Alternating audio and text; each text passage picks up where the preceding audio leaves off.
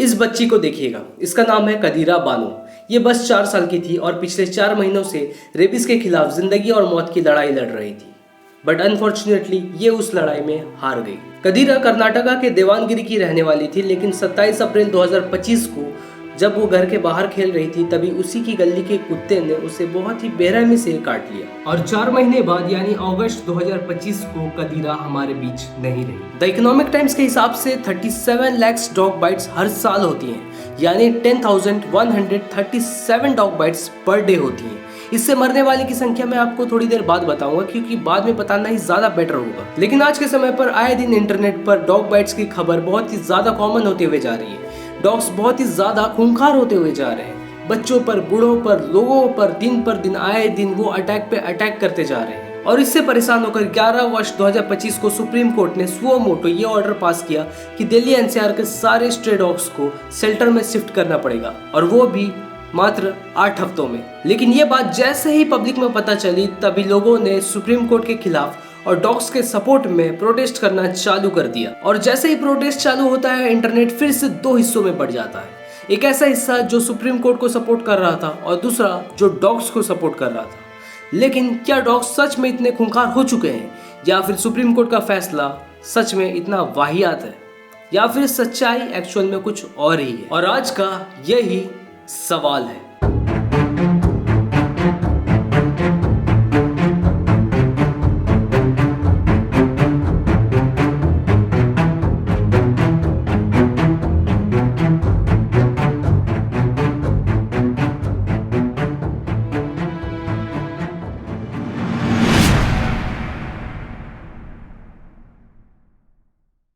तो पॉइंट में आने से पहले सबसे पहले मैं आपको ये क्लियर कर देना चाहता हूँ कि मैं कोई बहुत बड़ा डॉग लवर नहीं हूँ।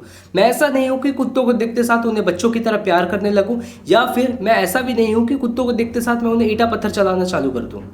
I respect them, I respect the nature and I respect the habitat. मैं आपको ये सारी बातें इसलिए बता रहा हूँ कि ये पूरा का पूरा केस इमोशनली कन्वे किया जा रहा है।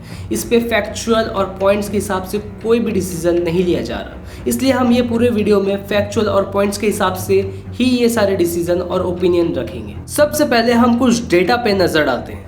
WHO के हिसाब से इंडिया वर्ल्ड में टॉप में रैंक करता है रेबीज के मामले में। इनफैक्ट इथोपिया जो कि 2nd नंबर पे रैंक करता है, उससे भी इंडिया कुछ थोड़े बहुत नंबर से आगे नहीं है। उससे इंडिया 4 गुना ज्यादा नंबर पे आगे है। यानी इथोपिया में जितने केसेस पाए जाते हैं उससे 4 गुना ज्यादा केसेस इंडिया में पाए जाते हैं। इनफैक्ट WHO के हिसाब से जो वर्ल्ड के रेबीज के टोटल जो केसेस है उसके 36% केसेस बस इंडिया में ही पाए जाते हैं। और इस 36% केस के जो 30 to 60% केसेस है वो 15 साल से कम उम्र के बच्चों के साथ होती है। यानी मानो या ना मानो, डॉग बाइट इंडिया में एक बहुत बड़ी कंसर्न तो है। तो अब सवाल ये आता है कि क्या सुप्रीम कोर्ट का जो ये डिसीजन है वो बिल्कुल सही है? तो इसका जवाब है बिल्कुल भी नहीं। और मैं ऐसा क्यों कह रहा हूँ इसे समझाता हूँ। सुप्रीम कोर्ट का जो ये डिसीजन है वो बिल्कुल भी गलत डिसीजन नहीं है, ये बहुत ही सही डिसीजन है। लेकिन इसका जो इम्प्लीमेंटेशन का जो तरीका है वो बहुत ही ज्यादा गलत है। सुप्रीम कोर्ट का ये कहना है कि दिल्ली एनसीआर के सारे स्ट्रे डॉग्स को मात्र 8 हफ्ते के अंदर शेल्टर्स में शिफ्ट करना पड़ेगा, जो कि नेक्स्ट टू इम्पॉसिबल है, क्योंकि एक डॉग को मैनेज करने का खर्चा हर दिन अप्रॉक्स 110 रुपए करके पर डॉग आएगा। यानी अगर हम लोग दिल्ली की बात करें तो वहां पर अप्रॉक्स 10 लाख के करीब डॉग्स रहते हैं।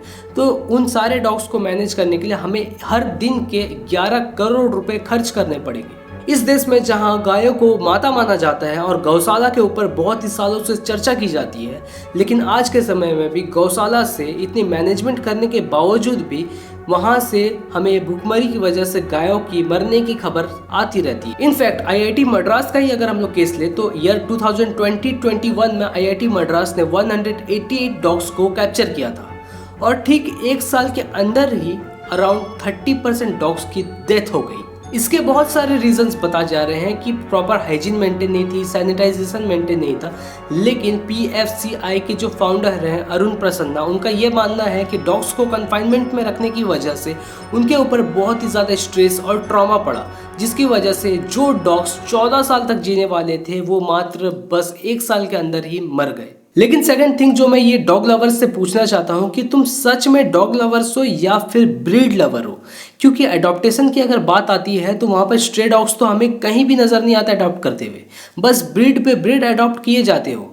और इसके बारे में आपका क्या कहना है नीचे में कमेंट करके बताइएगा कि सच्चाई क्या है, ये डॉग लवर है या फिर ब्रीड लवर है। बट यहाँ पर एक बात के लिए तो एक्नॉलेज करनी पड़ेगी कि प्रोटेस्टर्स ने सुप्रीम कोर्ट के डिसीजन के खिलाफ आवाज उठाई, जो कि एक डेमोक्रेटिक कंट्री के लिए बहुत ही अच्छी है कि अगर आपको कोई चीज़ सही नहीं लगती है तो आपको आवाज़ उठानी चाहिए। और इनफैक्ट सुप्रीम कोर्ट ने भी इस बात को माना और अपने डिसीजन को पीछे ले लिया, जो कि बहुत ही अच्छी बात हुई यहाँ पर। लेकिन मैं यहाँ पर उन ट्रोलर्स से पूछना चाहता हूँ जो प्रोटेस्टर्स को ट्रोल कर रहे थे ये कहकर कि सिस्टम के खिलाफ, रोड के खिलाफ और करप्शन के खिलाफ तुम कहाँ थे, तुम उस वक्त प्रोटेस्ट क्यों नहीं कर रहे थे, कुत्ते के मैटर में तुम फटाक से बाहर निकल के आ गए। लेकिन मेरा ये सवाल उन ट्रोलर्स से है कि तुम क्या कर रहे हो, बस इंटरनेट का झुंझुना पकड़ लिया और बजाते जा रहे हो। क्या तुमने कभी आवाज़ उठाई थी या फिर नहीं उठाई थी? क्या पता उन प्रोटेस्टर्स ने कभी आवाज़ उठाई हो लेकिन उनकी आवाज़ को अनदेखा कर दिया गया हो, लेकिन इस बार उनकी आवाज़ को सुन ली गई हो। मेरा बस इतना कहना है कि छोटे से छोटे प्रोग्रेस को भी अप्रिशिएट करना चाहिए और छोटे से छोटे प्रॉब्लम को भी उस पर सवाल उठाना चाहिए, तभी जाकर एक हेल्दी कंट्री बनती है, एक हेल्दी डेमोक्रेटिक कंट्री बनती है। बट अब सवाल ये आता है कि क्या इसका कोई सोल्यूशन है? तो जी हाँ, एक प्रॉपर प्लानिंग और एक प्रॉपर इम्प्लीमेंटेशन ही इसका सोल्यूशन है। आजकल डॉग्स दिन पर दिन बहुत ही ज़्यादा एग्रेसिव होते जा रहे हैं और उसका पीछे का रीज़न है उनकी बहुत ही स्पीड में बढ़ती पॉपुलेशन बढ़ने की वजह से उन्हें सही ढंग से खाना नसीब नहीं हो पाता है, जिसकी वजह से वो बहुत ही ज़्यादा एग्रेसिव होते जा रहे हैं। और इनकी एग्रेशन और अटैक को कंट्रोल करने के लिए हमें सबसे पहले इनकी पॉपुलेशन को कंट्रोल करना पड़ेगा। और ये सारी चीज़ें हम नेदरलैंड से सीख सकते हैं, जिन्होंने 1996 में डॉग्स के ऊपर काम करना चालू किया था और 2023 आते आते तक वो स्ट्रे डॉग्स फ्री कंट्री बन चुकी थी। अब एक स्ट्रे डॉग फ्री कंट्री हम तब कह सकते हैं जब किसी कंट्री में प्रॉपर CNVR फार्मूला का इस्तेमाल किया गया हो। CNVR means collect, neuter, vaccinate and return.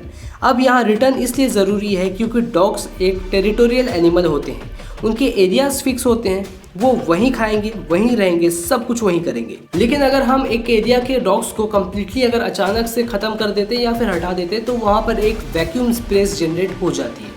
इसका बहुत ही ज़्यादा नुकसान होता है। अब अगर हम कहीं पर एक वैक्यूम स्पेस क्रिएट करते हैं तो वहाँ पर प्रॉब्लम ये होगी कि वहाँ पे पुराने डॉग्स तो अब नहीं रहे, जिसकी वजह से नए जानवर जैसे बिल्ली, चूहे या फिर सांप या फिर नए एरिया के डॉग्स भी वहाँ पर आना चालू कर देंगे, जिसकी वजह से नुकसान ये होगा कि पुराने कुत्ते वहाँ के लोकल लोगों को बहुत ही अच्छी तरीके से पहचानते थे, लेकिन नए डॉग्स वहाँ के लोगों को नहीं पहचानते, जिसकी वजह से वो उन पर अटैक करेंगे। इनफैक्ट जो NGOs हैं या फिर म्यूनसिपैलिटी के जो लोग हैं जो वहाँ पर आए दिन डॉग्स को इंजेक्शन देते रहते हैं, रेबीज़ के या फिर स्टरलाइजेशन के इंजेक्शंस देते रहते हैं, अब क्योंकि अचानक से वैक्यूम क्रिएट हो गई तो उनके पास एक डेटा नहीं रहेगा कि कहाँ पर कितने डॉग्स को इंजेक्शन दिया गया है। दूसरी प्रॉब्लम ये आती है कि एक टेरिटोरियल जानवर होने की वजह से डॉग्स अपने एरिया में दूसरे डॉग्स को मेटिंग तक नहीं करने के लिए देते हैं।